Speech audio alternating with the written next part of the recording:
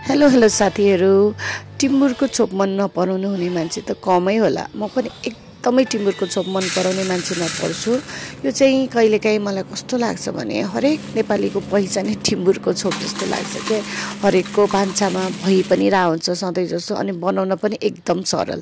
यसलाई बनाउनलाई चाहिँ हामीलाई चाहिने भनेको खोर्सानी, लसुन, अनि टिम्बुरको दाना, केही टिम्बुरका दाना, अनि कागती निचरेको रस, खासै अरू केही नचाहिने अलिअलि नुन, अनि यो सबै मिलाएर मजाले पकाएपछि टिम्बुरको छोप रेडी भइहाल्छ।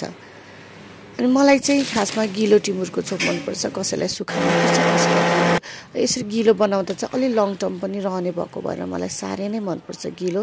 अनि मेरो चाहिँ यो भान्सामा बनाउने अलि तरिका चाहिँ अलि फरक छ।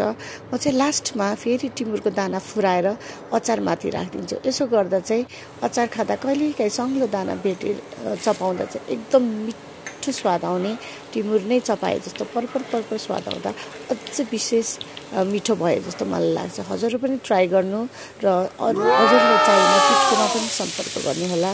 अचार धेरै मिठो बनेको छ। Thank you.